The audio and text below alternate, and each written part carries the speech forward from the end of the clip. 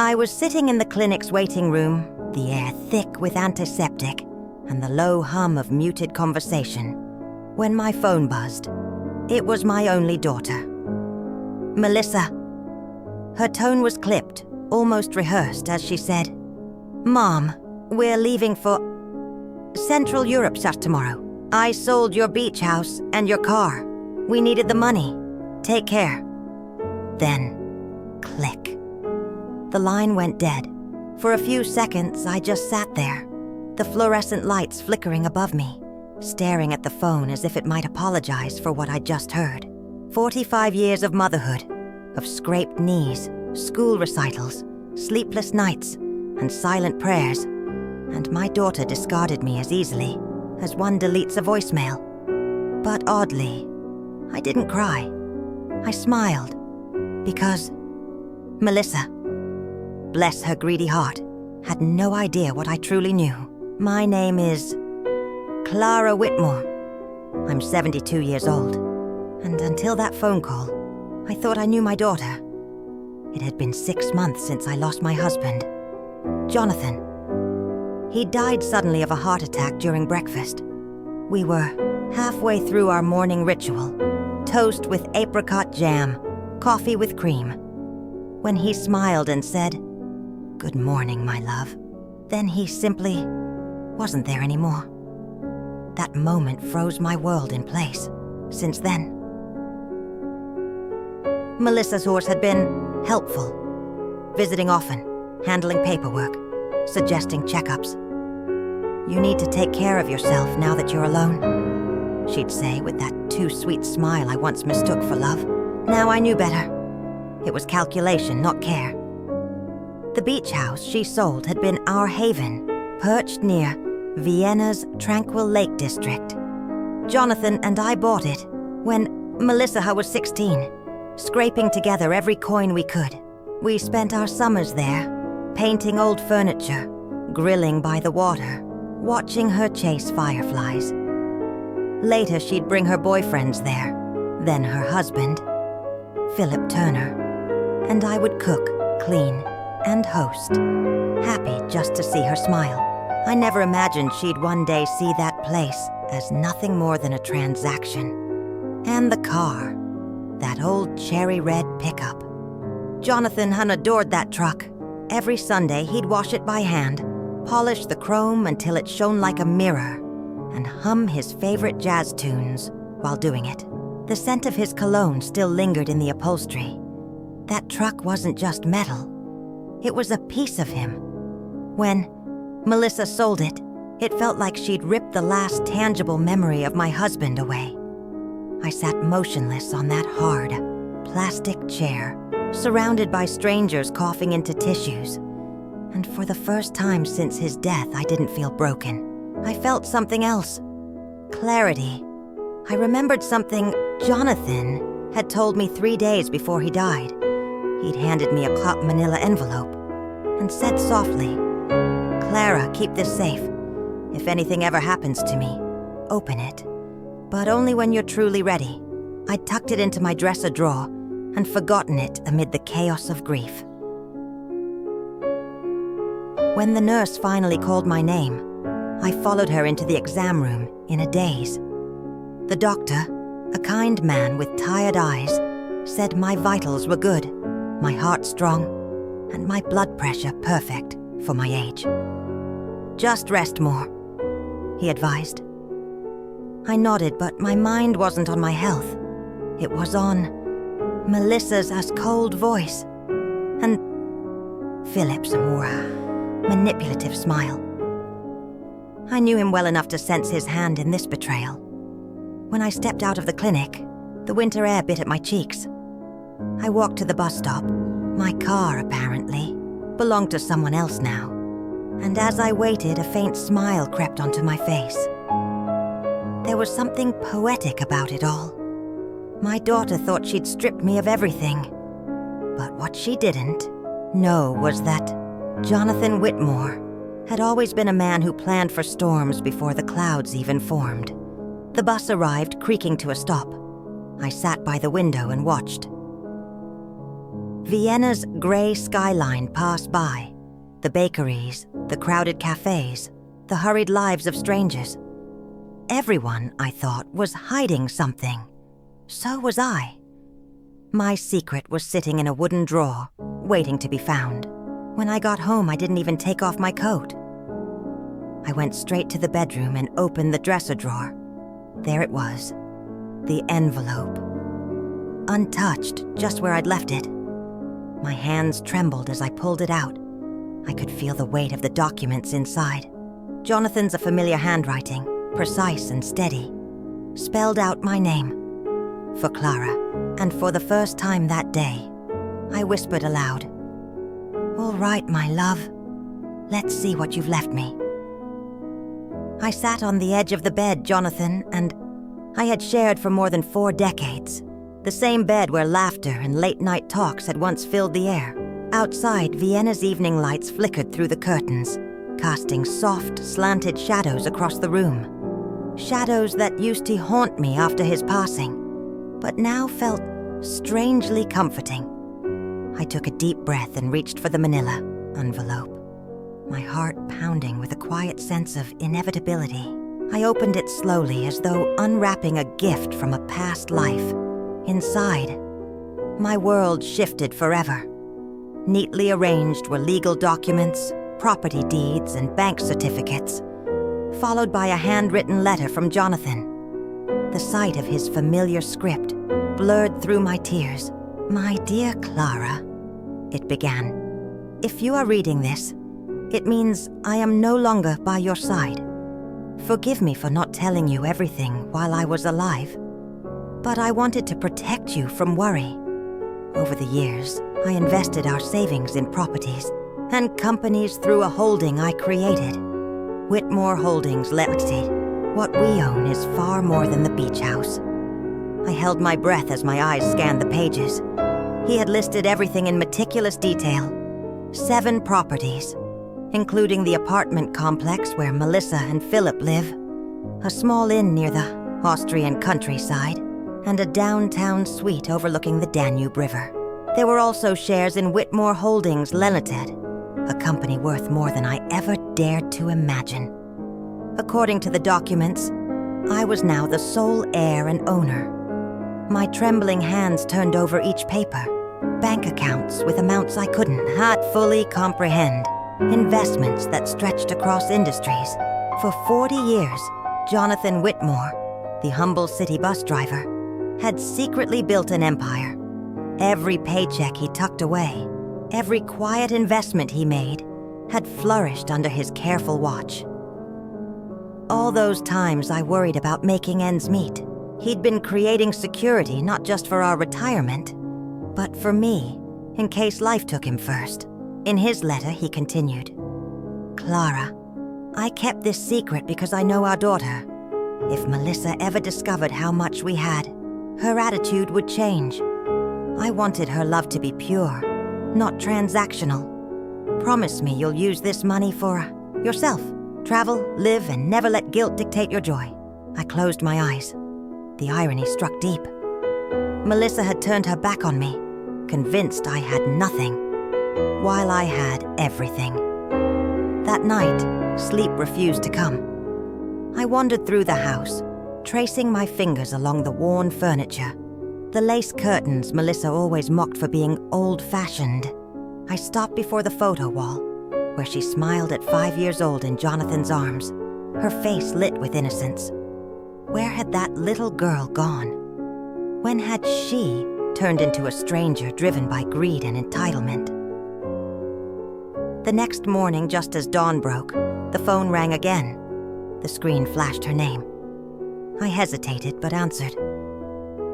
"Mom," she said softly, her tone sugar-coated and practiced. "I wanted to let you know we transferred the money from the house and the truck. We deposited your share. It's not much, but it'll help you for a while." "My share?" I repeated, steady and composed. "Yes, of course. We didn't want to leave you empty-handed. You got 30%. Fair, right? We need the rest for our Central Europe investment." Phillips found this amazing opportunity. 30% of what was already mine. How generous. I see. And when are you leaving? This afternoon, she chirped. We'll be gone 6 months. Maybe longer if things go well. But don't worry, Mom. We'll help you find something smaller when we return. Something that fits your needs. Fits my needs. The words echoed bitterly. All right, Melissa, I said calmly. Have a safe trip. Oh, Mom, I knew you'd understand. You've always been so kind. We love you so much. And then she hung up. For a moment, I stared at the silent phone. Then something unexpected happened. I laughed. Deep, uncontrollable laughter that rose from a place between disbelief and liberation.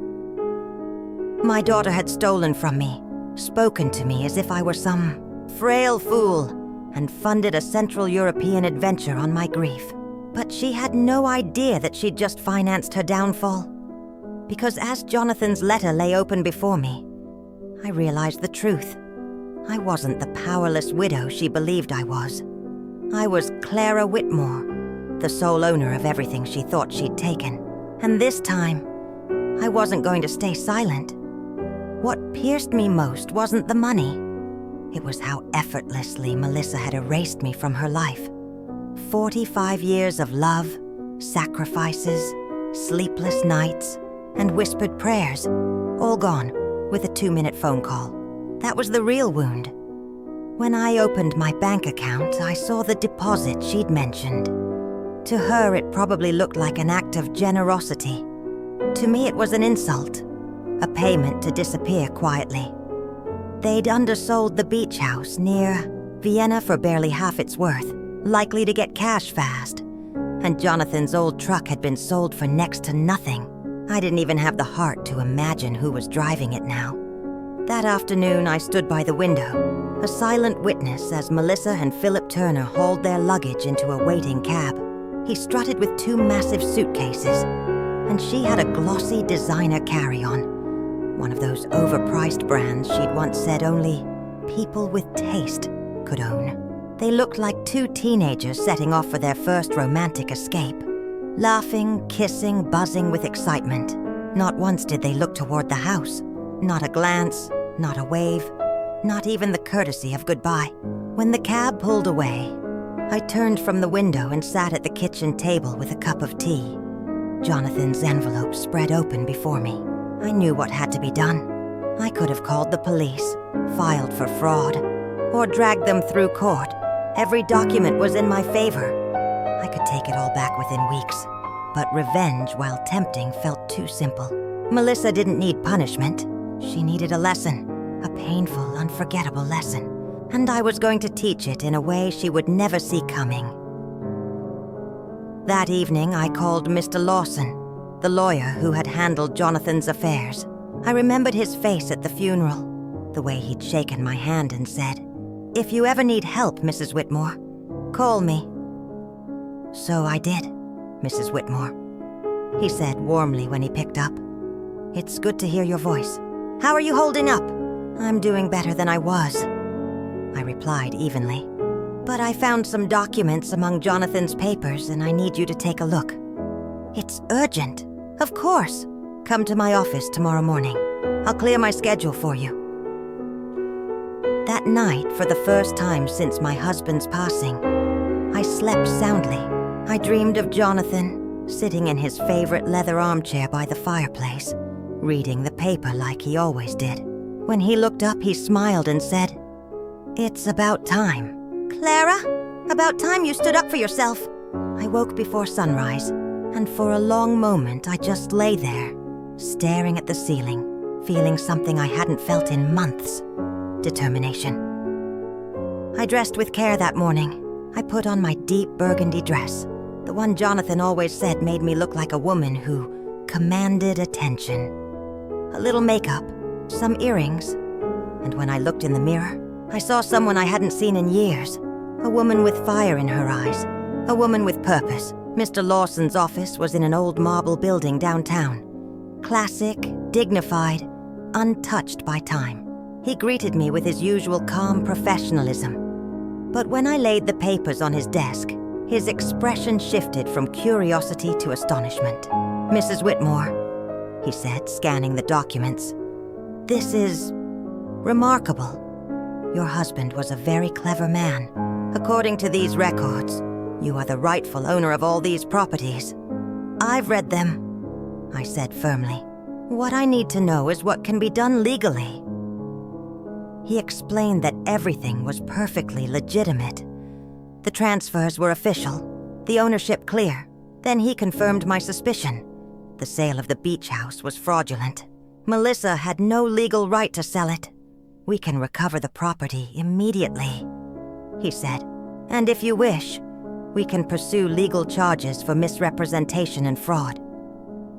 I paused for a long moment, then smiled faintly. "No, Mr. Lawson, I don't want to press charges, not yet. I want to do this differently, quietly. Can you help me keep everything discreet for now?" He looked intrigued but nodded. "You have my word, Mrs. Whitmore. What do you need?" "I need you to nullify that sale and transfer the beach house back under Whitmore Holdings Limited. Then, I want you to secure legal control over every property, especially the apartment building where Melissa and Philip live. I want this done without their knowledge." He leaned back, adjusting his glasses. "It'll take a few weeks, but it's entirely doable." "Perfect," I said softly. "And one more thing. I don't want anyone, not even my daughter, knowing I'm behind any of it." When I left his office, the city felt different. The air smelled sharper, cleaner. I walked through Vienna's bustling streets, past bakeries, trams, and hurried strangers, and felt as though I'd woken from a long, numbing dream. For the first time since Jonathan's death, I had direction. I had purpose. I wasn't just going to reclaim what was mine. I was going to reclaim myself. Outwardly, I was just another lonely widow, left behind, pitied and whispered about. But beneath that facade, I was Clara Whitmore, a woman quietly reclaiming everything that had ever been stolen from her. To the world, I looked like someone who'd been stripped of her dignity. In truth, I was a strategist in mourning clothes, silently pulling threads that would unravel every lie my daughter had spun. Mr. Lawson worked with the precision of a surgeon. Every few days, he'd call to update me. One document signed, another obstacle removed, one more property legally restored under my name. I decided not to move from my house in Vienna's Western District. It was still mine, no matter what Melissa believed. She had probably imagined me renting a cramped apartment or begging the neighbors for help. But I stayed right there, surrounded by the ghosts of 40 years, quietly sipping my coffee where Jonathan and I had shared our mornings. Every day began the same. Breakfast by the window, a walk through the cobblestone streets, polite greetings from neighbors who treated me like a tragic character in a play. They didn't know I was the one writing the next act. That afternoon, while I watered the geraniums by my porch, my lifelong neighbor Julia approached, her voice dripping with curiosity, masked as concern. "Clara, dear, is it true that Melissa went off to Central Europe and left you here all alone?" "Yes, Julia," I said, steady and calm. "She and Philip have business opportunities abroad." Julia frowned. "And how are you managing, sweetheart? Everyone knows Jonathan didn't leave much. You must be struggling." "If only you knew," I thought, biting back a smile. "Don't worry, Julia. I'll be just fine." She pressed her lips together, clearly unconvinced. "Well, if you need food, company, or even someone to shop with, you know where to find me." "You're very kind," I replied. It was always the same. Soft voices, sympathetic glances, hushed tones. The baker offered day-old bread, just in case. The butcher insisted on giving me discounts I didn't need. They all looked at me with the same expression, a mix of pity and relief that it wasn't their tragedy. I played the role perfectly. I smiled, thanked them, and tucked away the truth behind a polite mask. And secretly, I enjoyed every second of it. Because while they pitied me, I was winning. One Wednesday morning, the phone rang. Mr. Lawson's voice carried a rare excitement. "Mrs. Whitmore, I have good news. We've nullified the sale of the beach house. The buyers were unaware it was fraudulent, so they received full compensation. The property is officially yours again." "Excellent, Mr. Lawson," I said, my tone as calm as my pulse was racing. "And the apartment building where Melissa lives?" "That one's a bit more complicated," he admitted. "Technically, you've always owned it through Whitmore Holdings, L'Eltiade. But we're finalizing the administrative transfer to give you direct control. 2 more weeks. Perfect," I replied. "Keep me informed." After hanging up, I sat at the kitchen table with my coffee staring out the window. Melissa had been gone 3 weeks. Not a single call, text, or letter. The moment she got her money, she erased me from her life. But soon, she'd realized she'd never truly left my world. I was waiting in the shadows of hers. That weekend, I decided to visit the coastal house. My sanctuary turned casualty. The train ride to the Austrian seaside was long but familiar. I'd taken it countless times with Jonathan. When I arrived, the salty air carried 1,000 memories. The house stood just as I remembered. Cream walls, a small porch, white shutters facing the water. The new owners had added potted lavender on the steps. But otherwise, time had stood still. I sat on a nearby bench, watching the waves crash and the gulls circle overhead. My mind replayed decades of summers. Melissa as a little girl chasing shells, Jonathan grilling fish on the terrace, our laughter mingling with the sound of the tide. Later years came, darker ones. Melissa bringing boyfriends, then Philip, turning our family retreat into her stage of self-importance. And now, it had all ended in greed. After a while, a gray-haired man stepped out of the house, noticed me, and approached cautiously. "Excuse me, ma'am, are you all right?" "Yes," I said softly, just reminiscing. I knew the former owners. His brow furrowed. Oh, what a shame about them. We were told the elderly lady was very ill and had to sell quickly. We thought we were helping her, but then we learned the sale was invalid. We had to return the house. I smiled faintly. "Did you ever meet the daughter?" "No, everything was handled through agents. They said she managed everything because her mother was too sick to sign. Poor woman. If you only knew," I thought. "Well," he continued, "at least we got our money back. Shame, though. We love this place." "Yes," I murmured. "It's a beautiful home."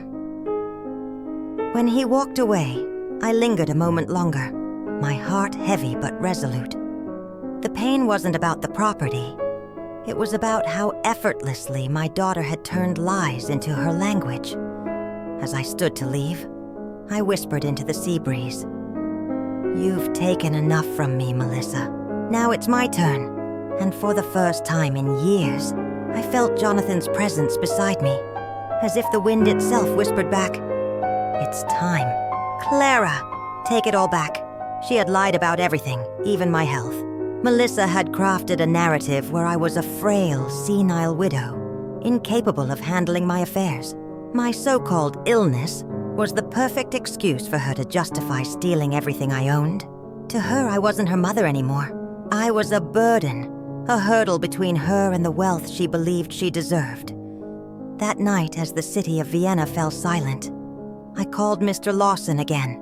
"Mr. Lawson," I said, my voice steady but burning with quiet anger. "I need your help with something else. I want to recover Jonathan's truck." He hesitated.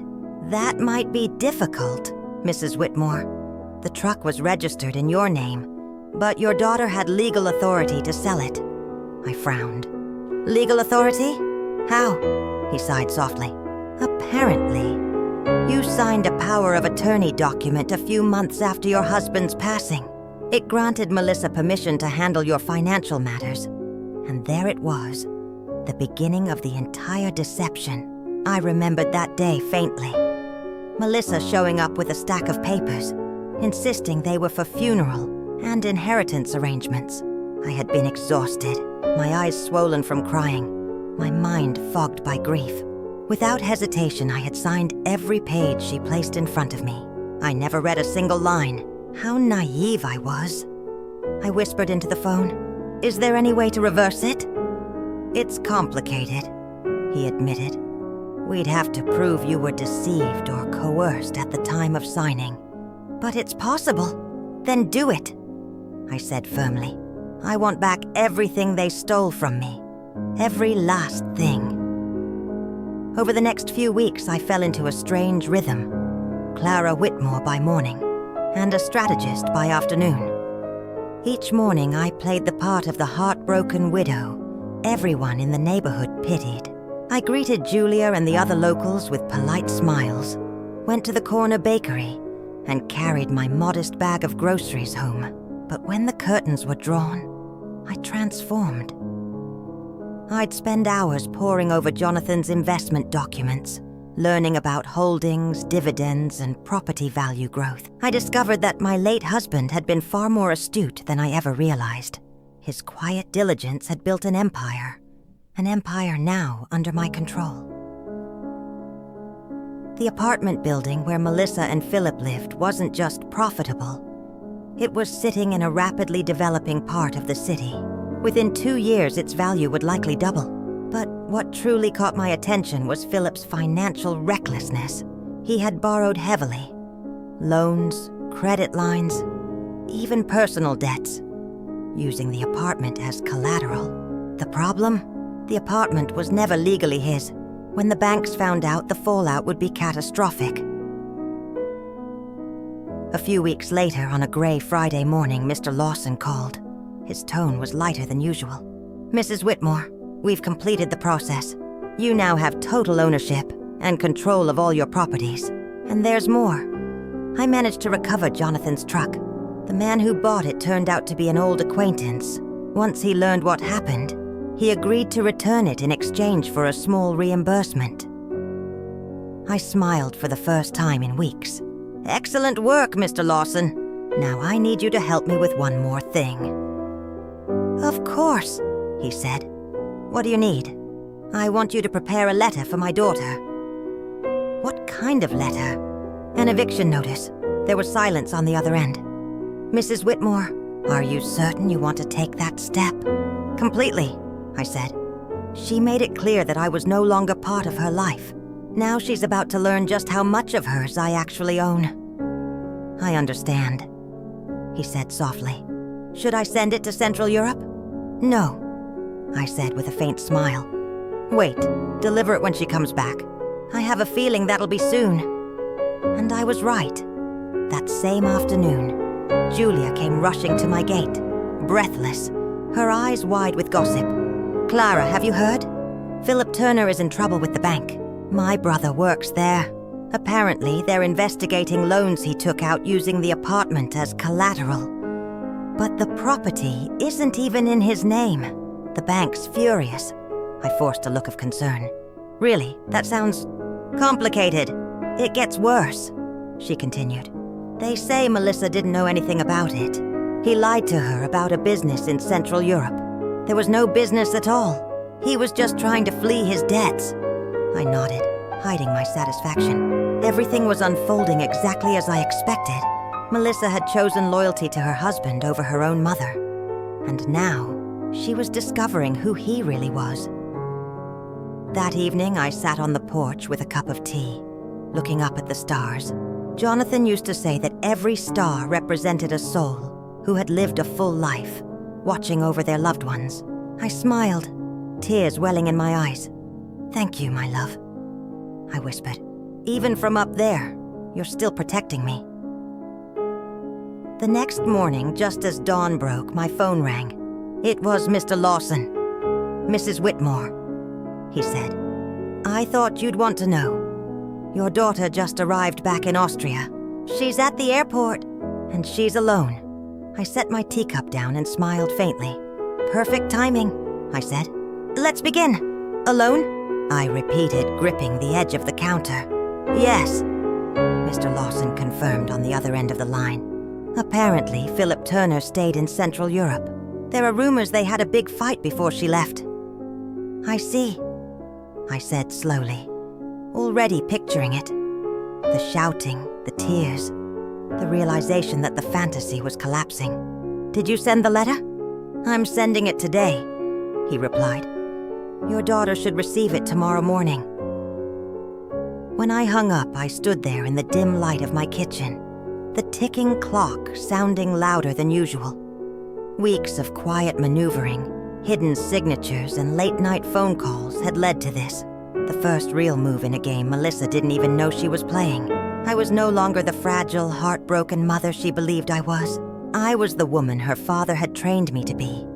Calm, patient, strategic. The following day, Julia came to my doorstep, breathless as always, her cardigan half-buttoned and gossip ready on her tongue. Clara, you won't believe it! Your daughter came back last night. I raised an eyebrow, though my heart skipped. Oh, yes, she whispered, leaning in as though the roses in my garden might overhear. I saw her arrive at the building after midnight. One suitcase, that's all. She looked terrible, pale, exhausted, like someone who'd been crying for hours. And she didn't even have her keys. The doorman had to call the superintendent to let her in with the emergency copy. It was quite the scene. Interesting, I murmured. It didn't surprise me that Philip kept the keys. It was his style. Control everything, even the locks. But this time I suspected the truth was far worse. Melissa had likely uncovered his lies and fled before the whole charade collapsed.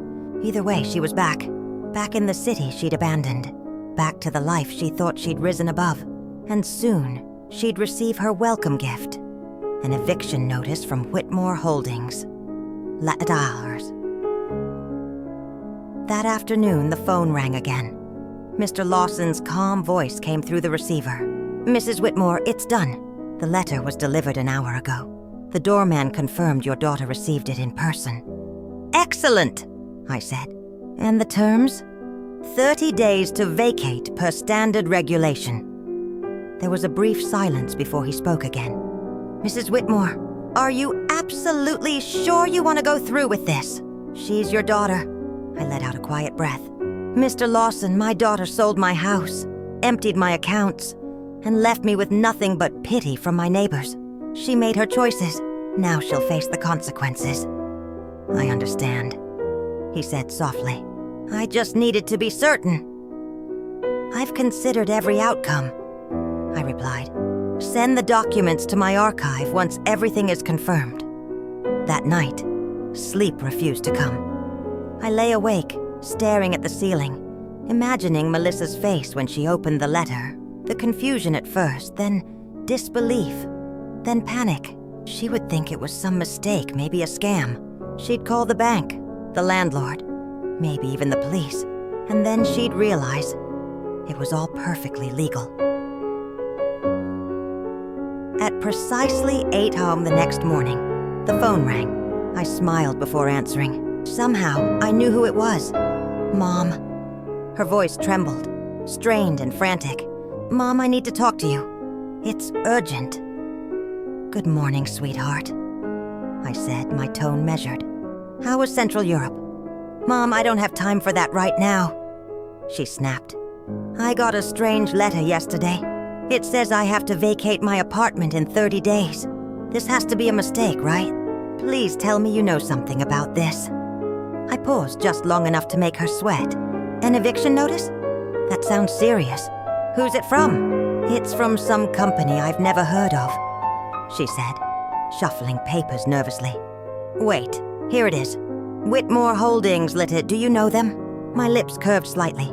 Jonathan had chosen that name himself years ago. No, honey, I said smoothly. That doesn't ring a bell. Are you sure the letter's legitimate? That's what I'm trying to figure out, she cried. Philip left me stranded. He ran off with another woman. I came back here thinking at least I'd have the apartment. But now this? I don't understand what's happening. There it was, the confirmation I'd expected. Philip Turner, the charming fraud, had finally revealed himself. When the money ran out and the debts piled high, he'd abandoned ship. I'm so sorry, sweetheart, I said softly, though inside I felt something colder, a sense of poetic balance. Where are you now? I'm at the apartment, at least for now, she said, her voice breaking. Mom, can I come see you? Please? I need to talk to someone. I don't have anyone else. The irony was almost too rich. After throwing me out of her life, she was now running back to the only person she'd betrayed most completely. Of course, darling, I said, keeping my voice tender. Come over whenever you like. Thank you, Mom, she whispered. I'm on my way. When the line went dead, I stared at my reflection in the kitchen window. My pulse was steady, my expression composed. I tied back my hair, adjusted the collar of my blouse, and whispered to the woman in the glass. You've waited long enough. Clara, time to begin. I smoothed the conservative gray dress one last time, wound my silver hair into a tight bun, and practiced the look I wanted in the mirror. Worried, tired, just vulnerable enough that anyone who loved me would lower their guard. In the small foyer, I arranged a throw over the armchair, left the kettle half full on the stove, and placed an old family photo on the table where it would be visible as Melissa came in. Jonathan and I on the beach, years ago, smiling into summer. If she saw that scene first, she might remember the past and not the money. When Melissa Whitmore arrived an hour later, I could hardly believe how transformed she was by failure. The woman who had hung up on me with that cold, efficient tone now stood on my doorstep, looking like someone who had been run through a storm. Gaunt, with dark hollows under her eyes, an expensive scarf limp and creased, the sort of disheveled that only long sleepless nights and long sobs can make. Mom, she said, and for a heartbeat I thought she would collapse into me. But the instinct to hug abandoned her, as if a memory of our last cruel conversation snapped the embrace away.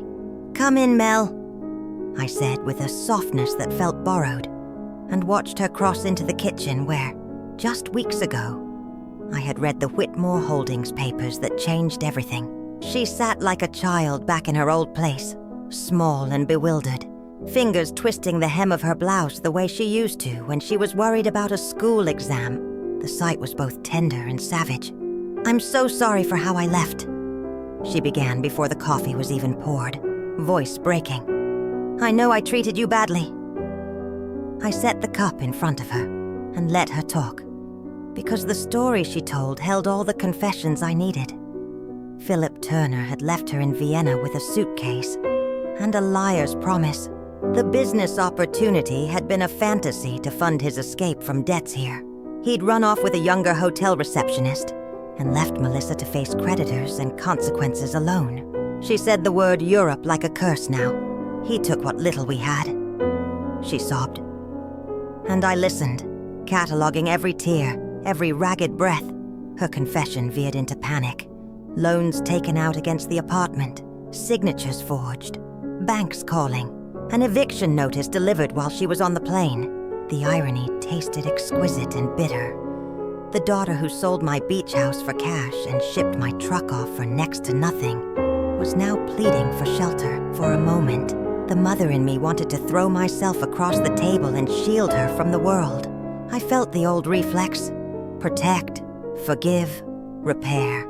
Then I remembered the clipped call in the doctor's waiting room, the brusque sentence, we needed the money, and the coldness that had severed years of devotion in 60 seconds. That voice had no remorse, only entitlement. She had erased me like an errand she outgrew. Did you talk to a lawyer? I asked, keeping my tone gentle but steady. She shook her head, shame flushing her cheeks. We spent everything, she said. Philip took the last of it when he left. I don't know what to do. There it was, the exact question I'd been waiting for.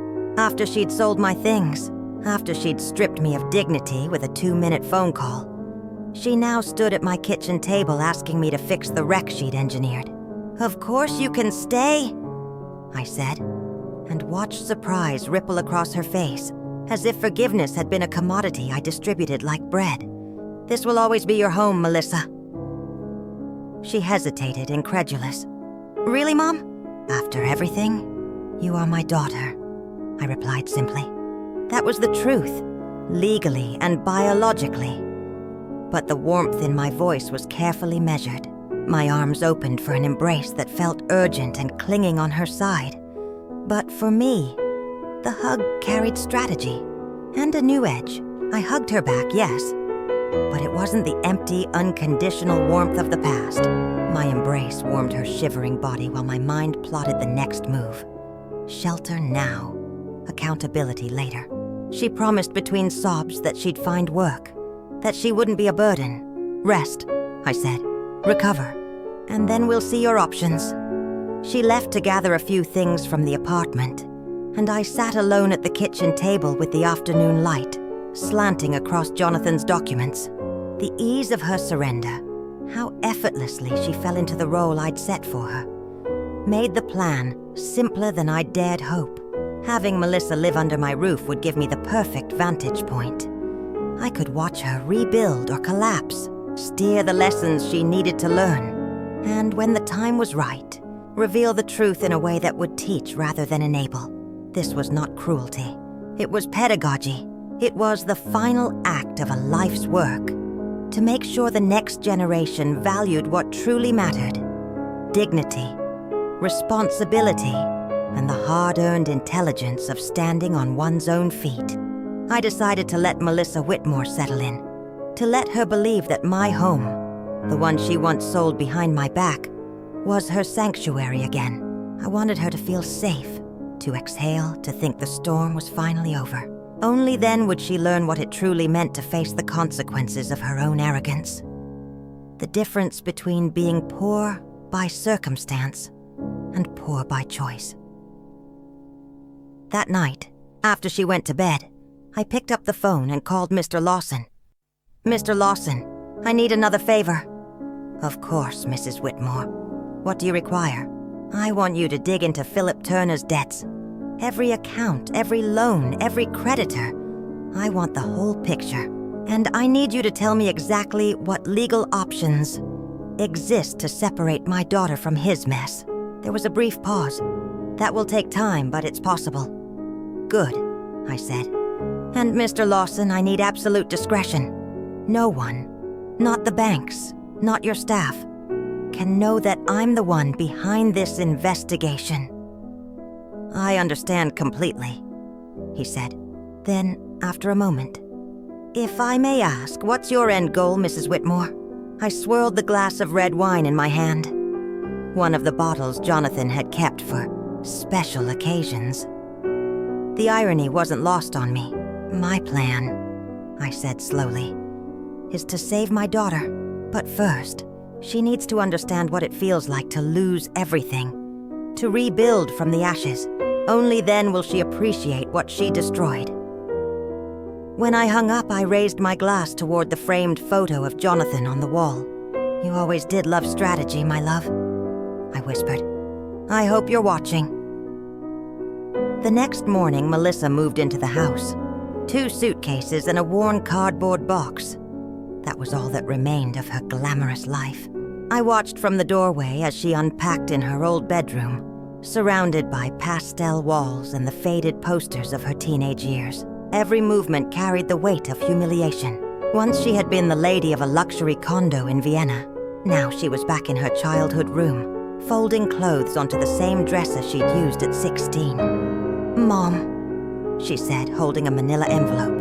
I found this in the apartment, among Philip's things. It has your name on it. My heart jolted, but my face stayed calm. My name? How strange. Yes, she said, handing it to me. It looks like Dad's handwriting. I took the envelope, my fingers trembling slightly. Indeed, the handwriting was Jonathan's, neat and unmistakable. But this one was smaller, newer. Not like the original envelope that had changed everything weeks before. Maybe Philip found it after Dad passed and just forgot to give it to you, Melissa offered, her voice uncertain. That's possible, I replied. Let's see what's inside. I opened it carefully. Inside was a short letter and a small brass key. Jonathan's words were written in his familiar blue ink. Clara, If you are reading this after the first envelope, it means our daughter is in trouble. The key inside opens a safe deposit box at the Central Bank, downtown branch, number 247. There you will find something that can help you help her. Use it wisely. With eternal love, Jonathan. Melissa leaned over my shoulder, eyes wide. A safe deposit box? Dad had one? I had no idea. Neither did I lied smoothly. Your father never mentioned this. Do you think we should go see what's in it? She asked, her voice trembling between hope and fear. I don't know, sweetheart. Maybe it's best to leave things as they are for now. But Mom, she pleaded, what if there's something important? Documents or money? Maybe it could help us get out of this mess. Her desperation was raw, almost childlike. She needed something, anything, to believe in. I let the silence hang between us before sighing. All right, I said finally. We'll go tomorrow morning. That evening, we shared dinner for the first time in months. Melissa insisted on cooking. A gesture of atonement, though the meal tasted faintly of guilt and salt from her tears. She told me more about her time in Central Europe, and with each revelation, the portrait of Philip Turner darkened. He lied about everything, Mom. Not just the business deal, but the debts, too. I thought he owed a few thousand, but it's over $100,000. And the worst part? He used my name on several of the loans without telling me. I raised an eyebrow. He forged your signature? She nodded miserably. When we married, I gave him access to some documents. For the joint account, you know. He must have used them for the loans. Now the banks are calling me. They're saying I'm legally responsible for half of it. Do you have any proof that you didn't know? I asked. I don't know, she whispered, wiping her eyes. I don't know anymore. As she cried quietly at the dinner table, I looked at her. My daughter, stripped of pride, stripped of illusions. For the first time, she was confronting a world that wouldn't bend to her whims. And though it hurt to see her like this, I knew it was necessary. Tomorrow we would open that safe deposit box, and with it, open the final chapter of Jonathan's plan. The one he had written for both of us. I stared at Melissa Whitmore across the table as she twisted a napkin between her fingers. It's all so complicated, she whispered. The banks say that because we were married, I'm responsible for Philip Turner's debts anyway. And the divorce? She shook her head. I don't even know where he is. He vanished. Phone disconnected. No emails, nothing. Perfect, I thought grimly. Philip had slithered off like the rat he'd always been, leaving my daughter to face the wreckage alone. In a cruel way, he'd done me a favor. Now Melissa was tasting the same betrayal I'd swallowed the year he talked her into selling my life out from under me. I'm so sorry. Honey, I said, keeping my voice soft. I didn't know it had gotten this bad. I didn't either, Mom, she choked out. I really believed Philip loved me, that we were building a future. But I was just an easy way to get money and documents. Her voice cracked, and the tears came hot and helpless. How could I have been so blind? It would have been easy to say I'd seen the signs from the beginning, to remind her how many times Jonathan and I had warned her. But that wasn't the role I needed to play. Not yet. Love can be blinding, sweetheart. Don't punish yourself forever. She shook her head. I didn't just ruin my life. I ruined yours. I treated you horribly. I took your house, your truck, your things, and handed them to a man who abandoned me as soon as the money ran dry. Now we're two poor women trying to survive because of me. If she only knew. At that very moment, I owned more than she could imagine. I held the title to the building she used to call home. I could clear every debt with a single signature. But it wasn't time. Not yet. The next morning, we went to the bank. Melissa was jittery and hopeful. I kept up my act as a bewildered widow who struggled with finance. The attendant checked my ID and ushered us into the vault to open safe deposit box 247. Metal hissed, and a tray slid forward, heavy, promising. Inside lay a cascade of jewels, Rings set with old-cut diamonds, bracelets of platinum filigree, earrings that caught the vault light like frost. I recognized Jonathan's mother's sapphire brooch, the one he swore had crossed the Atlantic sewn into a hem. Some pieces were unfamiliar, newer, bolder. Clearly bought in the quiet years when Jonathan made investments I never knew about. A folded letter sat atop a velvet pouch, his tidy handwriting steady as ever. It listed the provenance of each piece and an approximate valuation. Mom. Melissa breathed, fingertips hovering. This must be worth a fortune. You think so? I asked, letting wonder tilt my voice. Look at this emerald, and these pearls. Her eyes shone with a child's awe. Dad saved a treasure? According to Jonathan's note, the collection was worth about $200,000. Substantial. Though a fraction of what Whitmore Holdings, Auntie represented, like finding a jar of coins when there's a vault upstairs. What do we do with them, Mom? I don't know, honey. They're family history. Her jaw tightened. We could sell some pieces. With the money, you could get the beach house back, and I could start paying down Philip's debts. There it was again. Even treasure became a tool to patch the holes Philip drilled into her life. Lesson not yet learned. Are you sure you want to spend your father's legacy on Philip Turner's mistakes? I asked gently. What choice do I have? If I don't pay something soon, the banks will foreclose on everything. And technically, I own nothing. Everything was in Philip's name. Think carefully. Once these jewels are gone, they're gone. I know, she said, blinking hard. But with all the claims against me, no decent employer will touch my resume. We carried the tray's contents home in sealed bank envelopes. In the kitchen, Melissa spread the pieces onto a soft towel as evening light turned them into a private constellation. A diamond-lined bracelet, the sapphire brooch, a delicate seed pearl choker, and the emerald that looked like a square of bottled forest. She started making lists. What might sell quickly, what could be held back, how to avoid pawn shop sharks. While she worked, I brewed tea and listened to the neighborhood's nighttime hum. Somewhere down the block, a siren wailed and faded. From the backyard came the faint creak of the swing Jonathan had hung decades ago. Across the street, Julia's porch light clicked on, then off. Life moved, indifferent and relentless. Mom, Melissa said at last, not looking up. If I sell the bracelet and the choker together, I might get a better rate. The emerald should go to a specialist. It'll fetch more in Central Europe markets, especially with the provenance letter. The brooch. I want to keep that one if we can. I watched her. Calculating, yes, but steadier than the woman who'd returned from Vienna with swollen eyes and empty hands. Reality had sanded the arrogance from her voice. The crisis was shaping her into someone I recognized. My daughter, not Philip's echo. Make your list, I said softly.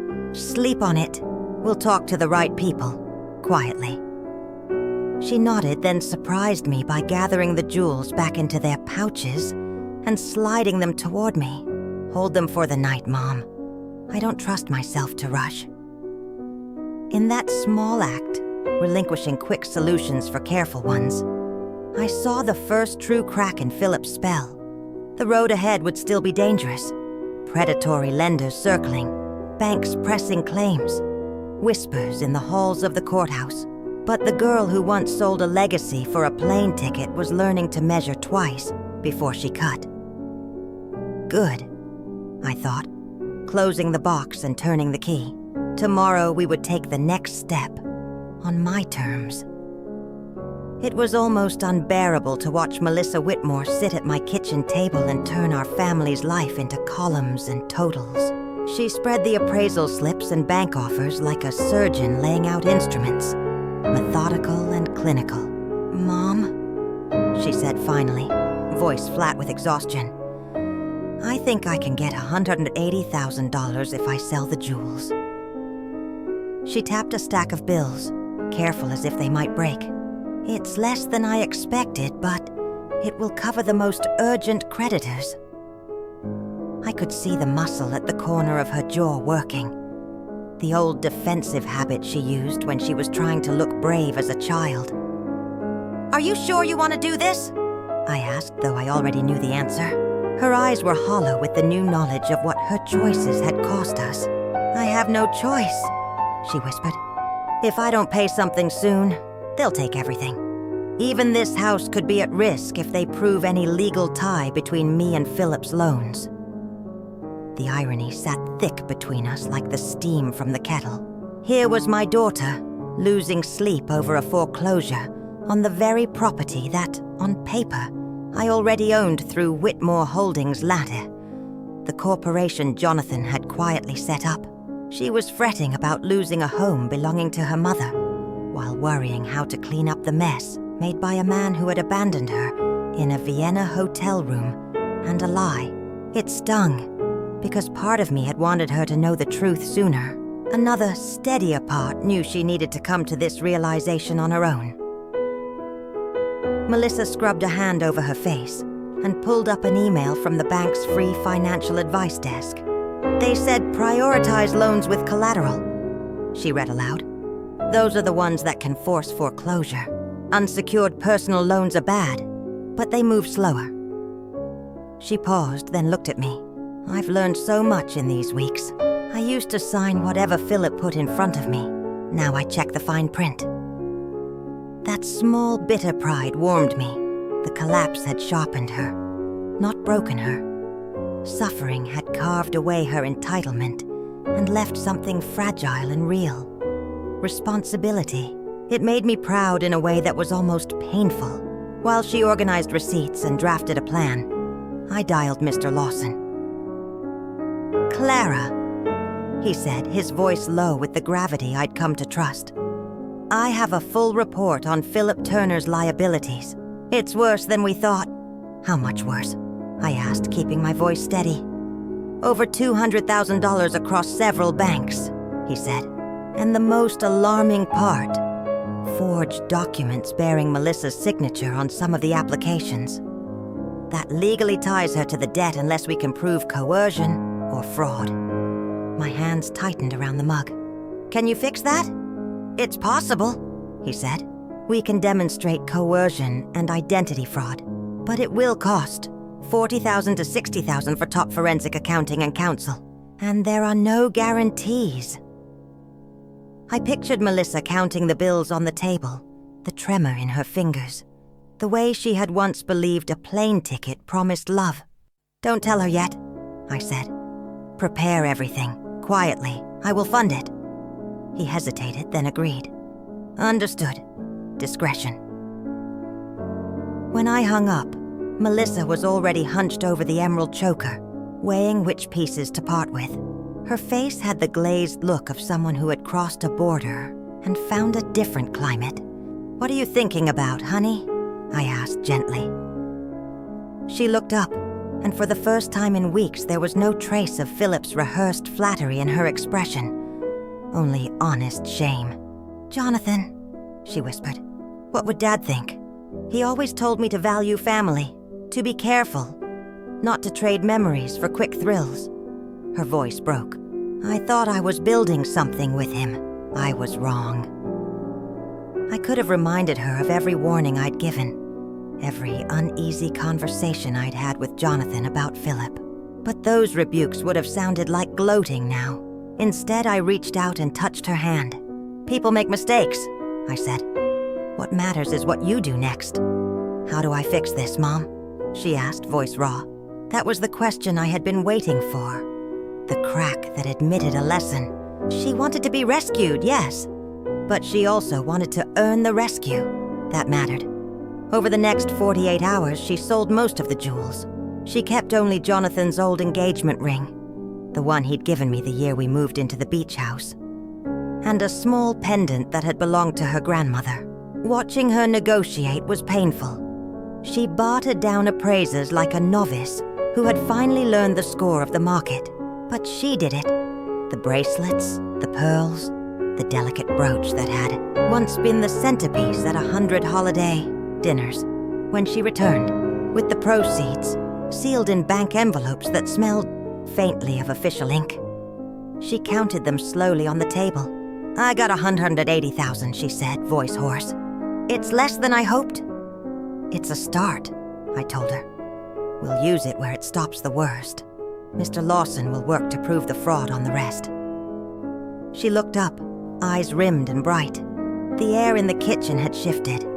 The woman who had flown to Vienna with a suitcase of promises was not gone. But she was different, more careful, more human. I let her learn the hard lessons. Then, when the time came, I would lay down the cards that would finish the teaching. "If I don't pay something soon," Melissa Whitmore murmured, her hands trembling over the pile of unpaid bills. "They'll take everything. Even this house could be at risk if they find some legal connection between me and Philip's loans." How ironic, I thought, watching her twist the hem of her sleeve. My daughter was terrified of losing a house she didn't even know I owned, using money from jewels that once belonged to the same man who had built the fortune that could save her. Life had a strange sense of symmetry. "And how are you planning to decide which debts to pay first?" I asked, keeping my tone neutral. She pushed her hair out of her face. "I talked to a financial advisor at the bank. Well, a free one. She told me to start with the debts that have collateral attached. Those are the ones that can trigger foreclosure. The rest can wait." I studied her quietly. The woman who had once sold my belongings without a second thought was now scrutinizing every choice like it was a chess move. Pain had reshaped her. Stripped of arrogance, she had grown careful, almost tender. Suffering had turned into her teacher, but it had also left her fragile. That night, as she spread receipts across the table beneath the yellow kitchen light, my phone rang. I excused myself and stepped into the hallway. "Mrs. Whitmore," came Mr. Lawson's calm voice. "We have located Philip Turner." "Where?" "In Vienna, just as your daughter suspected. But there's more." His tone dropped. "He's trying to obtain Austrian residency through a sham marriage to that young waitress your daughter mentioned. She needs papers, and he needs a way to avoid extradition for his forged loans." My hand clenched around the receiver. "A fake marriage," I muttered. "Of course. But that's not the most important discovery," Lawson continued. "We have concrete evidence that he falsified Melissa's documents before he left. It was deliberate. With this, we can prove she was a victim of fraud and coercion." I felt a wave of relief wash over me. "So, she can be cleared of the debts?" "Yes, ma'am. Once we file this evidence, the banks will have no legal grounds to pursue her." It was perfect. I could erase every one of Philip's crimes from her record without ever revealing that I had the power and the wealth to do so. "Start the process immediately," I ordered. "And don't tell my daughter anything yet. I want it all finalized before she knows. I won't give her false hope." "Understood. It may take 3 to 4 weeks. That's fine," I said. "Do whatever it takes." When I hung up, I found Melissa watching me from the living room, her brow furrowed. "Who was that, Mom?" I smiled lightly. "Oh, just someone looking for Mrs. Ellington." "Wrong number." Lying came easily now, almost too easily. Every day I balanced between two lives.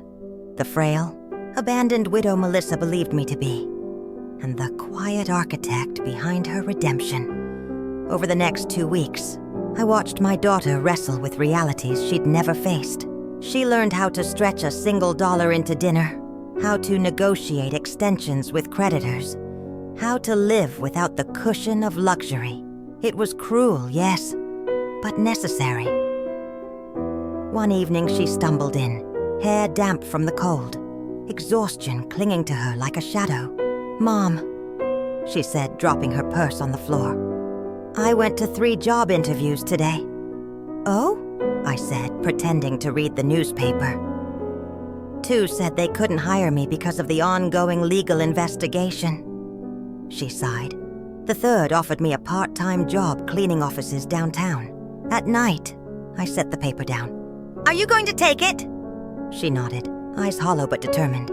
"I have to. It doesn't pay much, but it's something." I'll work nights so I can keep applying for better jobs during the day." For a moment, I couldn't speak. My daughter, who once refused to lift a finger around the house, who thought folding laundry was beneath her, was preparing to scrub office floors for strangers. My heart ached with pride and sorrow in equal measure. "Are you sure you can handle it?" I asked softly. "I'll have to," she said. "I can't keep being a burden to you, Mom." That night, after she went to bed, I stood by the window with the phone in my hand. Somewhere in Vienna, Philip Turner was playing husband to a woman who didn't love him, thinking he had escaped justice. He had no idea that the walls were already closing in, that I was quietly dismantling everything he had built on lies. The same stars Jonathan once loved shimmered faintly above the rooftops. "Don't worry," I whispered into the darkness. "Your plan is still unfolding. She's learning. 3 weeks, Mr. Lawson had said. 3 weeks, and Melissa would finally be free, legally, financially, and perhaps spiritually. But before I gave her back her life, she still needed to understand one final truth: that love without respect, no matter how grand it looks, always ends in ruin. "It's bad enough that you're letting me stay here for free," Melissa Whitmore said one evening, wiping her hands on a dish towel. "This is your home." "Sweetheart," I replied, setting down my tea. She shook her head firmly. "No, Mom, this is your home. I'm here because you're kind enough to let me, but I'm not going to take advantage of that forever." There was no trace of the arrogance that had once clung to her voice like perfume. Later that night, while Melissa was on her first night shift cleaning offices downtown, Julia, my lifelong neighbor and friend, came by. We sat in the kitchen surrounded by the warm hum of the old refrigerator, sipping chamomile tea. Her eyes wandered to the family photo still hanging on the wall. Jonathan and I on our wedding day. Melissa at 10 years old, grinning with missing teeth. The 3 of us at the beach house, happy and sunburned. "Clara, can I ask you something?" she said gently. "Of course." "Did you know she'd come back like this? I mean, in these conditions?" I looked down at my tea. "What do you mean?" She left with her head held high, talking about Philip Turner and how he'd take her to Vienna, how she'd have this glamorous new life in Central Europe. And now she's back, completely broke, cleaning offices, living here again. "Life has a way of humbling us," I murmured. "Yes," Julia nodded. "But there's something else. She looks different, not just sad, different, humbled, like she's finally learned something that couldn't be taught any other way." Julia had always been sharp, intuitive. "What do you think she's learned?" I asked. "That she took things for granted, especially you, a mother who loved her without limits." I smiled faintly. "Maybe." Julia leaned closer. "When Melissa left, when she sold your things and treated you so terribly, a lot of us thought you'd never forgive her. But here you are, feeding her, giving her a roof, helping her start again." "She's my daughter," I said simply. "Yes," Julia replied. "But not every mother would do what you're doing, not after what she did. If only Julia knew the whole truth, that I wasn't just offering shelter, but carefully shaping a lesson. I could have fixed everything in a day, erased all her debts, and returned her to comfort. But that wouldn't have saved her. It would have ruined her all over again." "Do you think I'm doing the right thing?" I asked. "I think you're doing what a good mother does," she said softly. "But I also think she needs to see who you really are. Not just her safety net, but the woman who built this life and kept it standing for 45 years. She was right. That was the core of my plan. I didn't want Melissa to come back because she needed me. I wanted her to come back because she respected me." "And how do you think that will happen?" I asked. "I think it already is," Julia said with a knowing smile. "The way she talks to you now, it's different. She's not bossing you around or acting superior. She's grateful. You can hear it." When Melissa returned that night, the exhaustion on her face was undeniable. But so was a quiet pride. She placed a few wrinkled bills on the counter. "First day done?" she said, forcing a smile. "How was it?" "Hard," she admitted. "But not as bad as I thought. The other ladies were kind. One of them, Mrs. Carver, showed me a few tricks to make the cleaning faster." "Mrs. Carver?" "Yes, she's around 60. Been cleaning offices for 20 years.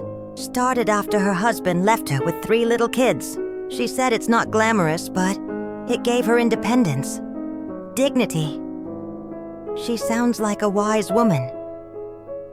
"She is," Melissa said, sitting across from me. "She told me there are 2 kinds of people in her line of work. The ones who never had opportunities, and the ones who wasted them." Then she asked me which one I was. I set down my tea. "And what did you say?" "I told her the truth," Melissa said, voice trembling. "That I had everything. A mother who loved me, a stable home, an inheritance, and I threw it all away for a man who didn't deserve it." What did she say to that? She laughed. Melissa said with a small smile. "Well, honey," she told me, "at least you know why you're here. That's more than most people can say." She poured herself a glass of water and leaned back in her chair. Her face looked older, not from age, but from hard-earned wisdom. "Mom," she said after a pause, "these past few weeks have been the hardest of my life, but also the most important." "Why do you say that?" I asked softly. "Because I finally understand what matters. It's not money. It's not living in a luxury apartment or having people envy you. It's knowing that someone loves you enough to give you another chance when you don't deserve it." Her words sank deep into me. She was still far from fully healed, but the walls of pride and entitlement had begun to crumble. I reached out, covering her hand with mine. "Then maybe," I said, "you're finally starting to rebuild." And for the first time in years, Melissa Whitmore smiled without pretending. "It's not about impressing people, Mom," Melissa Whitmore said quietly, her voice trembling as she looked down at her calloused hands. "It's about having people who truly love you. People who stay when everything falls apart." "Melissa, no, please. Let me finish." She took a shaky breath. "You have every right to hate me for what I did. I abandoned you when you needed me most. I took everything Dad left you. I treated you like you were a burden. And now, here I am again, expecting you to forgive me and take care of me." I reached across the table and took her hand. "I already forgave you, honey." Tears rolled down her cheeks. "But I haven't forgiven myself. Not yet. And I won't. Not until I prove that I've truly changed. That I've learned something from all this." The next morning, my phone rang. It was Mr. Lawson. "Mrs. Whitmore," he said, his tone brighter than usual. "I have excellent news. The legal process is nearly complete. We've secured all the evidence necessary to release Melissa from Philip Turner's debts." It was time. After weeks of watching my daughter struggle, work through sleepless nights, and slowly rebuild the person she used to be, the moment had finally arrived.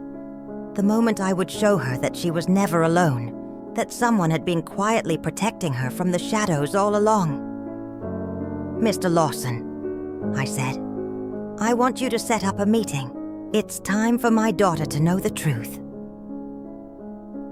He arranged it for Friday morning at his downtown office. I told Melissa that I'd made an appointment with a lawyer who could help her sort out her legal mess. She hesitated, wringing her fingers nervously. "Mom, I don't have money to pay a lawyer. I can barely afford groceries right now." "Don't worry about that," I said with a smile. "Let's just hear what he has to say." We arrived early. Melissa wore her best outfit, a beige blazer that now hung loose on her thinner frame. She sat beside me in the waiting area, eyes darting toward the office door like a student awaiting exam results. When Mr. Lawson entered, he greeted us warmly. "Mrs. Whitmore, Miss Whitmore, thank you for coming." "Thank you for seeing us," Melissa said nervously. "I should warn you, my financial situation is complicated. I probably can't afford." That's exactly what we're going to discuss. Mr. Lawson interrupted gently, exchanging a knowing glance with me. But first, I'd like you to look at these documents. He handed Melissa a thick folder. She opened it cautiously and began to read. As her eyes moved down the pages, her expression shifted. Confusion, disbelief, then stunned silence. I don't understand, she whispered. This says that Philip forged my signature, that there's evidence of fraud, that I'm not legally responsible for any of the debts. That's correct, Mr. Lawson said. We've been investigating your case for several weeks. We gathered enough evidence to prove you were a victim of identity fraud. But how? Who paid for this? I don't have money for investigators or lawyers. Mr. Lawson looked at me. This was it, the moment I had been preparing for. Melissa, I said softly. There's something you don't know, she frowned. What do you mean, Mom? I took a deep breath. Your father left me more than you ever knew. Much more. Her brow furrowed. What do you mean? Mr. Lawson, I said, nodding to him. Show her the other folder. He opened his briefcase and produced another set of documents. This one was heavier. Property deeds, investment certificates, bank statements, all neatly bound. Melissa began to read. For a long time, the only sound in the room was the rustle of papers. Then her face drained of color. Mom, she whispered. This says you own the building where I lived, the one I thought belonged to the bank. Yes, and these are other properties, investments, bank accounts. She looked up, her eyes wide. You've had all this all along? Yes. So when I sold the beach house, that sale was illegal? Yes, I said calmly. And I've already gotten it back. She pressed her hand against her forehead as the truth sank in. How long have you known this?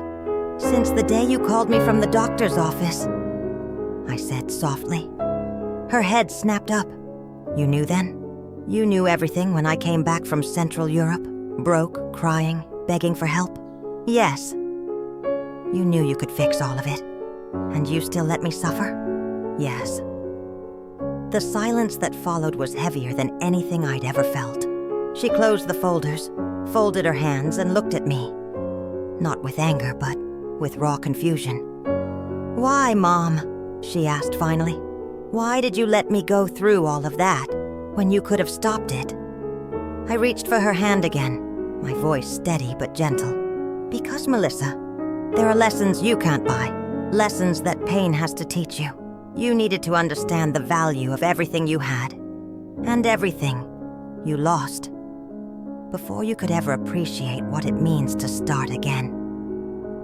Her eyes welled with tears, and for the first time in a long time, I saw in them not defiance or guilt, but something purer, understanding. I had waited months for that look, and as she sat there, holding the truth in her hands, I knew that my daughter, the real Melissa Whitmore, not the one blinded by pride, had finally come home. What? Melissa Whitmore whispered, her voice trembling. You needed to learn the value of the things you lost, I said quietly, my eyes fixed on hers. The value of family, of respect, of responsibility. When you abandoned me, it wasn't just money you took. It was dignity. It was love. It was trust. Her tears came, but they weren't the same tears she'd shed over these past weeks. They weren't born from self-pity or fear. They were raw, cleansing. The kind that come only when a soul finally sees itself in the mirror. I abandoned you when you needed me most, she said through sobs. Yes, I treated you like garbage. Yes, and you saved me anyway. Yes, I said softly, but not the way you expected. I didn't save you by writing checks or shielding you from consequence. I saved you by stepping back, by letting you hit rock bottom so that, for the first time in your life, you could learn to climb on your own. At that moment, Mr. Lawson cleared his throat gently from across the desk. Miss Whitmore, he said, his voice measured. Your mother has covered all the legal expenses necessary to clear you of Philip Turner's debts. She also recovered every property that was fraudulently sold. You are now completely free, financially and legally. Melissa looked stunned, unable to process the words. And the cleaning job? She asked quietly. You can quit if you wish, I told her. Then, after a pause, but I hope you don't. Why? She asked, confused. Because that job is teaching you something life never forced you to learn before, I said. It's teaching you the value of your own effort, the dignity of earning your way, the strength of standing on your own feet. She wiped her tears, looking up at me, really looking at me. For the first time in years, it wasn't the desperate gaze of a child seeking rescue. It was the gaze of a grown woman seeing another woman she finally respected. Do you forgive me, Mom? She asked. I forgave you a long time ago, I said softly. The real question is, can you forgive yourself? She shook her head. I don't know if I can. I did unforgivable things. People make mistakes, Melissa, I said, my voice steady. The important part isn't what you did. It's what you do after you realize it. Mr. Lawson excused himself, leaving us alone in the quiet of his office. The air between us was thick with truth, heavy, but healing. Mom, Melissa said finally, her voice barely a whisper. I want you to know something. Even if you didn't have all this money, even if you really were the poor widow I thought you were, I would have still learned the same lesson. I tilted my head. And what lesson is that? That there's nothing more valuable than having someone who loves you without conditions, she said. These past few weeks, the only thing that kept me sane was knowing I had a home with you, that no matter how badly I'd ruined things, you were still my mother. I reached for her hand. That will never change, Melissa. I know, she said, her eyes glistening. But I also know now that love like that can't be taken for granted. I have to earn it, with gratitude, with respect, with what I do, not what I say. When we walked out of Mr. Lawson's office that morning, something fundamental between us had shifted. We weren't just mother and daughter anymore. We were two women, two survivors, who had chosen each other again after walking through fire. The following weeks weren't about comfort or luxury. They were about rebuilding from the inside out, even after knowing that I had more than enough wealth to erase every trace of hardship. Melissa decided to keep her night job. Mom, I need to finish what I started, she told me one evening as she buttoned her work uniform. I can't just go back to an easy life as if nothing happened. Are you sure? I asked. You don't have to punish yourself forever. It's not punishment, she said, shaking her head. It's a reminder of who I was and who I don't ever want to be again. I watched her leave, standing straighter than she had in years. The woman who once lived in luxury, who'd sneered at those who worked with their hands, now carried herself with quiet pride. That same afternoon, Julia stopped by, as she often did. She brought pastries and a knowing look. Clara, there are some strange rumors going around, she began carefully. What kind of rumors? People are saying you're not as poor as everyone thought, she said, sipping her tea. Someone saw Melissa leaving an expensive lawyer's office downtown. Then she was seen at the bank, paying off all her debts. And now, word is you got your beach house back. People are talking, Clara. I smiled faintly. People always talk, Julia.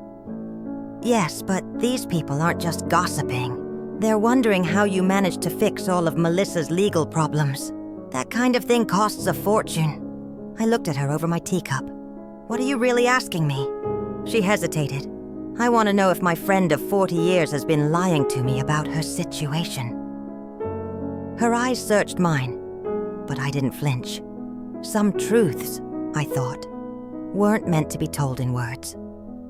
They were meant to be lived and understood by those wise enough to see what silence really meant. I poured myself a cup of jasmine tea and sat across from Julia, the late afternoon sun casting golden streaks across the kitchen walls. For months, I had kept my secret buried deep, even from her. But it was time to be honest with someone besides Melissa. Jonathan left me more than anyone knew, I began. Julia's eyes widened slightly. More? How much more? Enough, I said quietly. So that Melissa and I will never have to worry about money again. She fell silent for a long moment, her teacup hovering mid-air as the truth settled in. Then why? Clara, she finally asked, did you pretend to be poor all this time?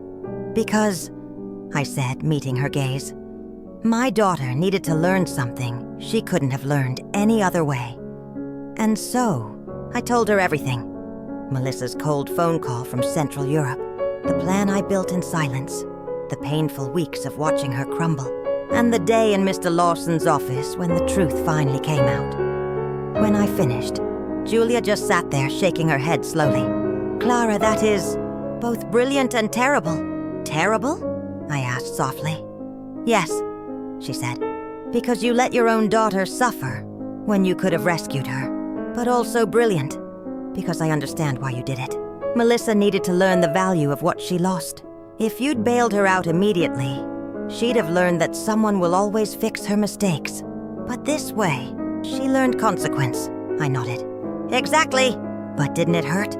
Every single day, I admitted.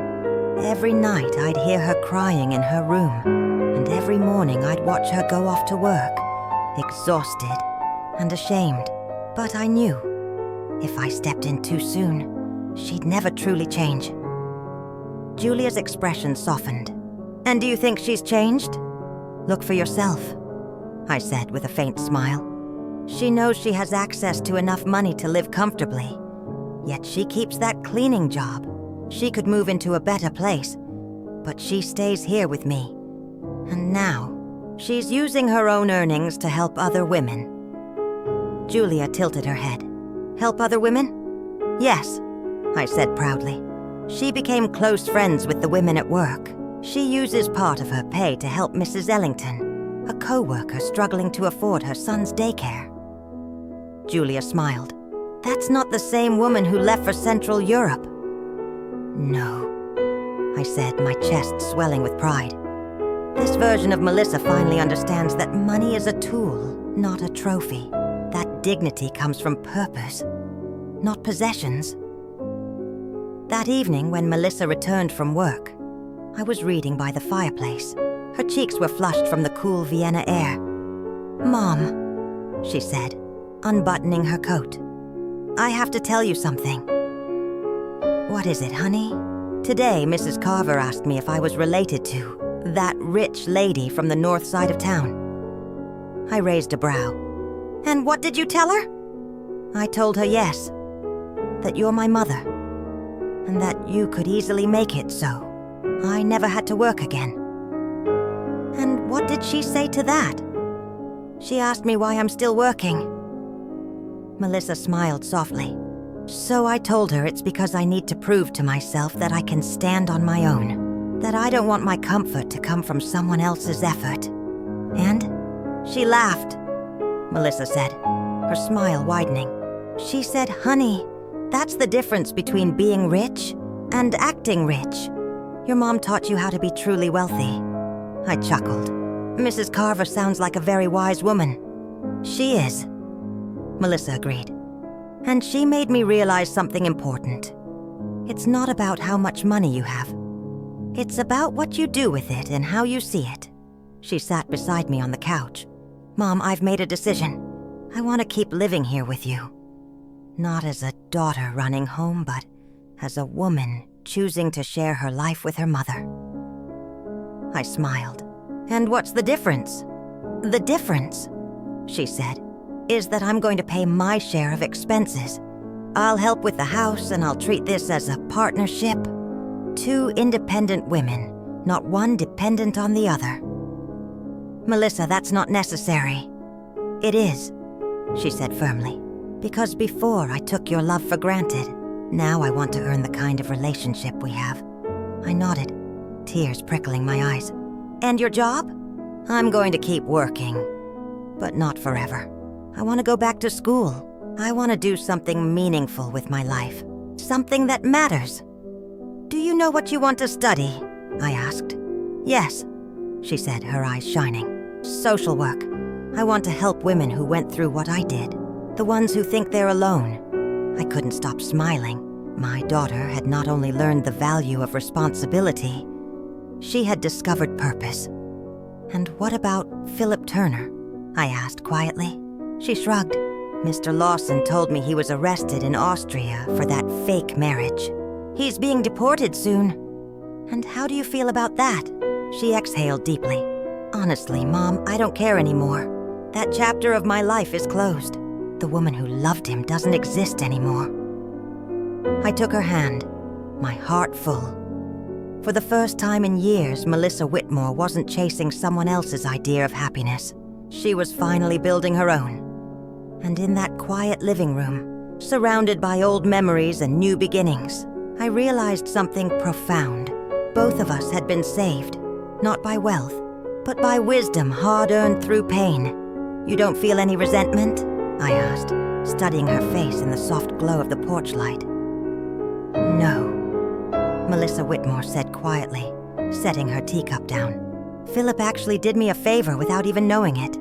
If he hadn't betrayed and abandoned me, I never would have hit rock bottom. And if I hadn't hit rock bottom, I never would have learned to truly value what I have. For the first time in months, I went to bed with genuine peace in my heart. My plan had worked, not perfectly, but beautifully. Melissa hadn't just learned her lesson. She had transformed because of it. She had become a woman of strength, humility, and compassion. I could almost hear Jonathan's voice in my mind, soft and proud. You did right by her, Clara. 6 months later, our lives had found a rhythm neither of us could have imagined. Melissa had completed her degree in social work with honors, and I had begun channeling part of my resources into something meaningful. A foundation to help women escaping financial manipulation and domestic abuse. One bright morning, Melissa walked into the kitchen holding an envelope with trembling hands. Mom, the letter from the university came. I looked up from the stove. Well, don't keep me waiting. She smiled, her eyes shining. I was accepted into the master's program. I start next semester. I hugged her tightly. That's wonderful, sweetheart. We'll take care of the tuition right away. But she shook her head. No, Mom. I'm paying for it myself, with my savings from the city job. Are you sure?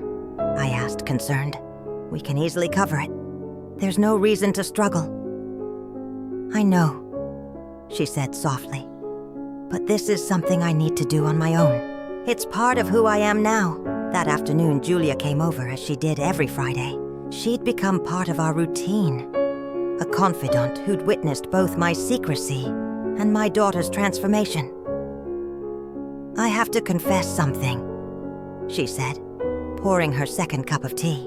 At first, I thought you were cruel, letting Melissa suffer when you had the means to save her. I smiled faintly.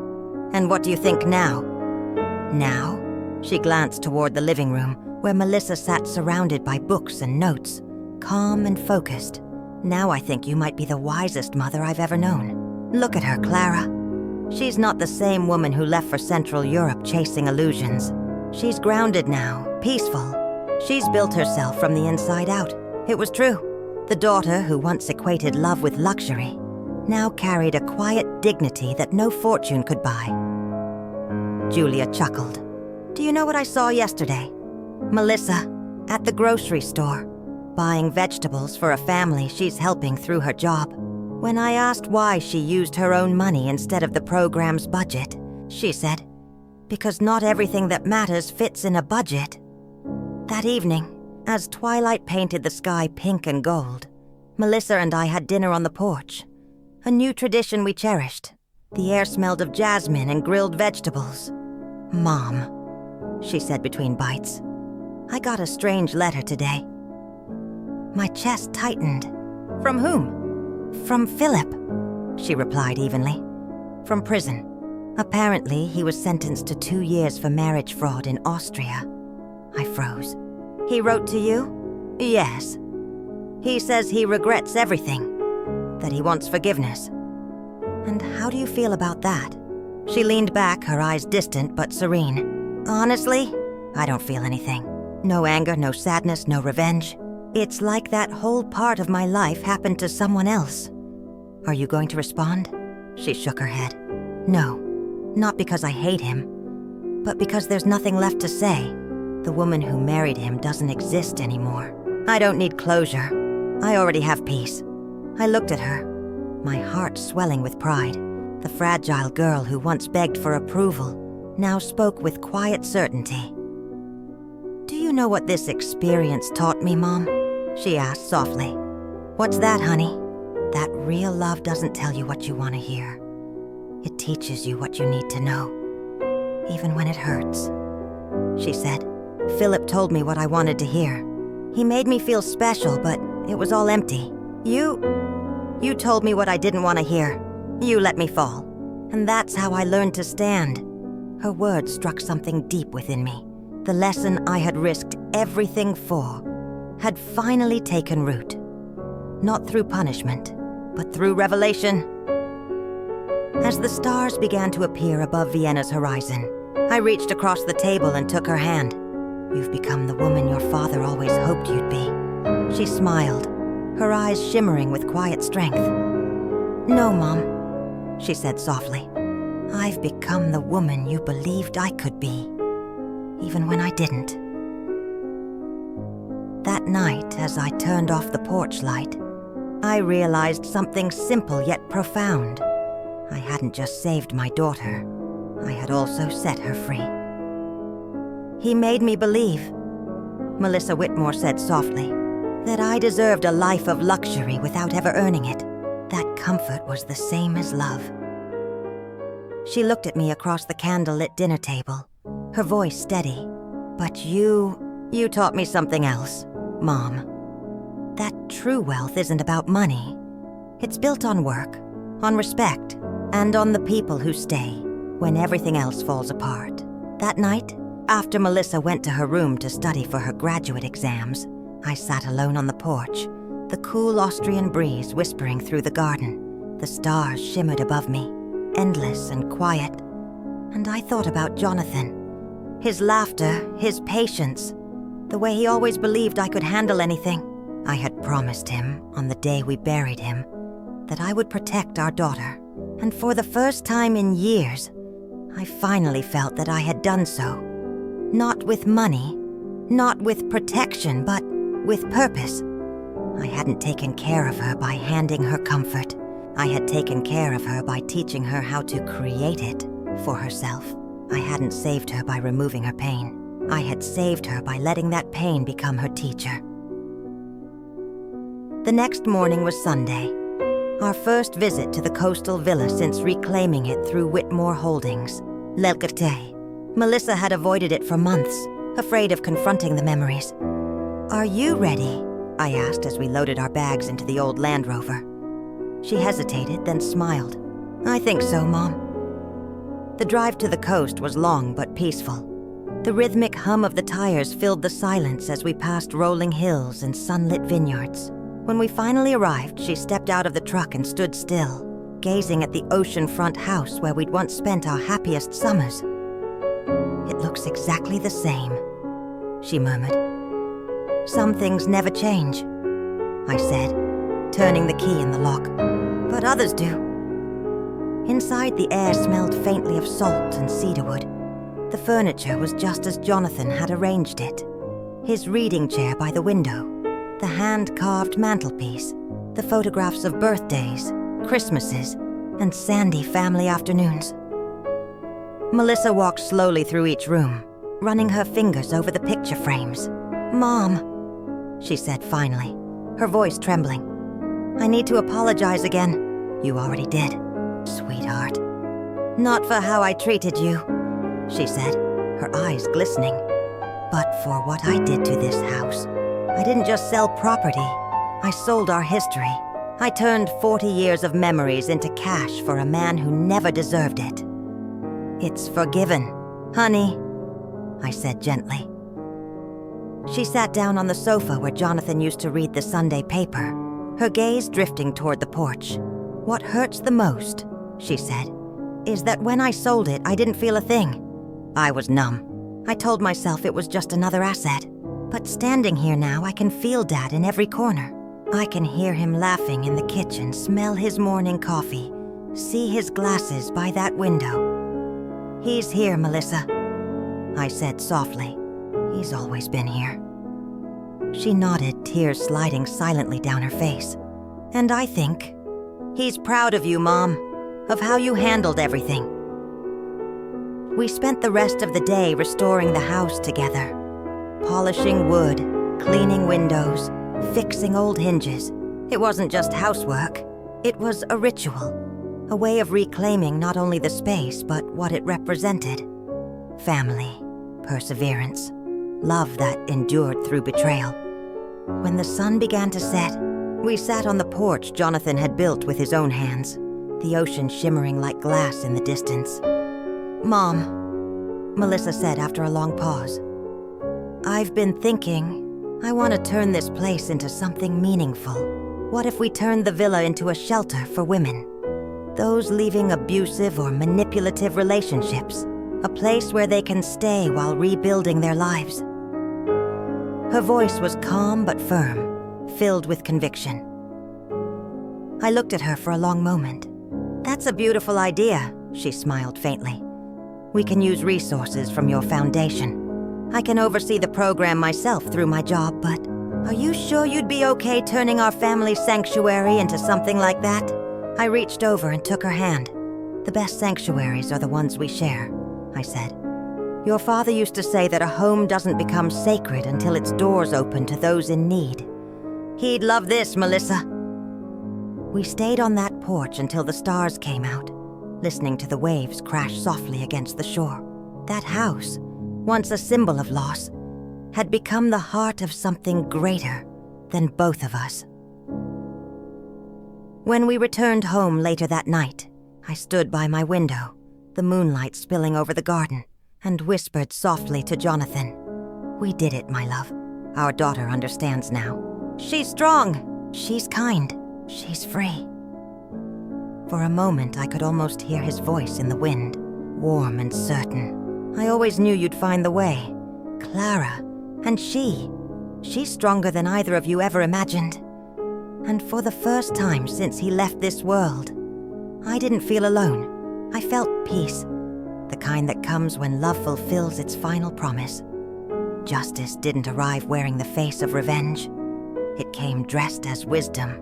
It wasn't punishment that healed us, but transformation. In the end, Melissa and I gained something far greater than wealth, a relationship built on truth, respect, and a strength that no future storm could shake. If you've stayed with me through this journey, thank you. Tell me, what city are you listening from? I'd love to read your thoughts in the comments. Your support helps me keep sharing stories of redemption, resilience, and the quiet victories of ordinary people. If this story touched your heart, you can send a super thanks. It truly helps me continue bringing life stories like this to you. Before you go, don't miss the 2 stories now on your screen. Each one a journey of second chances and unexpected grace. There's so much more waiting for you on this channel. Don't forget to subscribe, and I'll see you in the next story. With love and with gratitude, Clara Whitmore.